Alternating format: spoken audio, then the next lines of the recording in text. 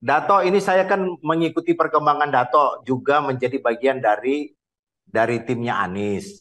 Dan saya lihat Dato ini mendukung serius kepada Anies, bukan main-main nih yang saya lihat. Sampai dengan berbagai komunitas yang Dato bentuk. Saya tidak banyak melihat orang yang genuine. Terlihat Oke. dari bukan dari bicaranya, tapi saya melihat dari auranya itu ini sepertinya manusia langka ini, Bang Aus. Ya kan? Manusia langka. Beda dengan kebanyakan politisi yang ada di negeri ini mungkin. Ya. Ya, oh beda. Kita kan politisi juga sudah puluhan tahun di politisi kan. Dan saya punya keyakinan bahwa ini akan diambil oleh partai-partai politik sebelum sebelum Anies dicalonkan oleh Partai Nasdem. Jadi Anies itu menurut Dato mungkin saya bisa ini adalah dia mengisi kekosongan ruang politik yang dirindukan oleh hampir semua anak bangsa yang selama ini disajikan dengan citra dan kepalsuan politik. Mungkin begitu Dato. Ya karena kita juga orang politik ya, kita berkecimpung juga di partai politik puluhan tahun dan kita melihat bagaimana bagaimana orang-orang politik berpikir. Jadi memang Anies ini agak berbeda. Dan ini kalau kita lihat apa yang di ruang publik ya, bahwa kecenderungan politik gaya lama itu tidak diminati oleh generasi muda. Sehingga kalau kita Hmm. lihat partai-partai politik itu banyak pengurusnya tua-tua. Ada juga partai-partai anak muda itu, tapi pengurusnya tua-tua itu Bang Amos. Nah ini Iya, mungkin partai anak muda tapi pikirannya tua ya. saya itu partai anak muda pengurusnya tua, tapi pikirnya tua gitu Bang. Nah ini Iya. yang diisi Ah, oleh Anies dan saya setuju itu teori apa namanya Bang Renat Kasali ya lagi top itu oh iya, crack crack, ya crack. luar biasa itu Bang Abbas ya. Patahan ya. Dia Kita mengisi paham ya patahan itu. Mas Bang. Eh, Dato, terus gimana terkait dengan desak Anies itu? Apa kesannya Dato? Dan apa opini Dato soal itu? Jadi sebetulnya ada satu teori ya Bang Mas ya.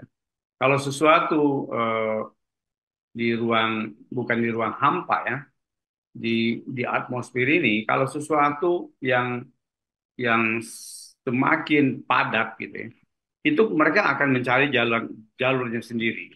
Yaitu kata kata apa namanya teori crack zone itu. Jadi kalau sudah mentok kemana-mana, dia akan mencari jalurnya sendiri. Gitu. Dan ini desak Anies ini juga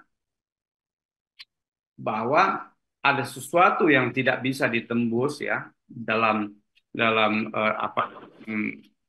perdebatan dalam ruang-ruang publik sehingga dicobalah satu teori yang dogmatis gitu kan.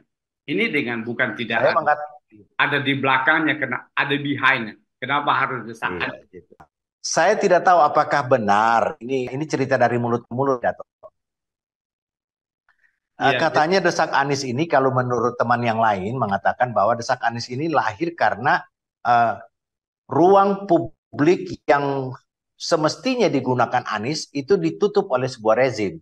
Tapi ada juga yang mengatakan bahwa desak Anies ini lahir karena adanya konflik di internal mereka yang tidak mensupport secara ekonomi gerak politik Anies khususnya dari segelintir orang yang ada di dalam Nasdem itu sendiri sehingga lahirlah pikiran atau gagasan yang cerdas ini. Mungkin Dato tahu nggak cerita ini?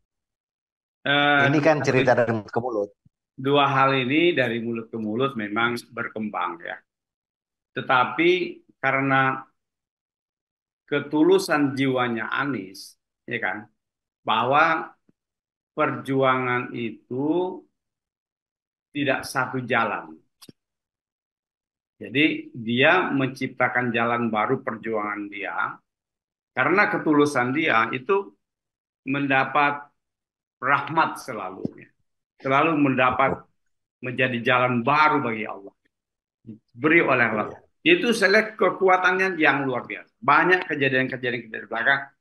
Kita tidak bilang save or the bell ya, tapi Anies ini diselamatkan oleh Allah.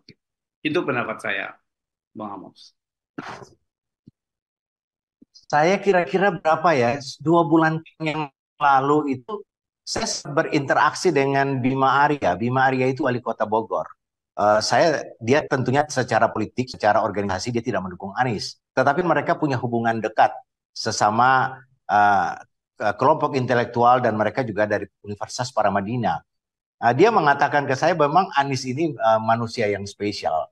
Dia selalu mendapatkan keberuntungan pada saat-saat tertentu yang tidak mungkin didapatkan oleh orang lain. Jadi kalau Bang Indra mengatakan bahwa itu ada pertolongan Tuhan, dan saya kira ini mengkonfirmasi apa yang disampaikan oleh Bima Arya, wali kota Bogor ketika saya bertemu dengan dia. Tetapi dia secara politik dukung bukan Anies yang dia dukung.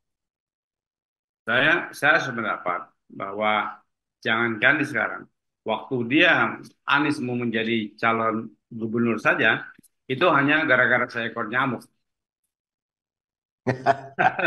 Gara-gara seekor Oke. nyamuk dia dapat sakit DBD dan tidak boleh long flight ke Amerika, nah, sehingga dia berkesempatan dicalonkan menjadi calon gubernur Jakarta.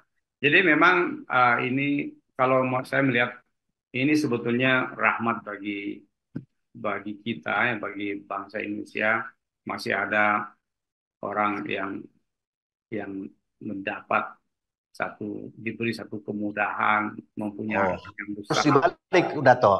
Ini luar biasa. Baliknya begini, Dato harus cara melihatnya begini, bahwa seluruh anak bangsa, warga negara Indonesia mendapatkan rahmat pertolongan Tuhan dengan Tuhan kirim seorang seorang calon presiden yang bernama Anies Baswedan. Kira-kira menurut atau gimana?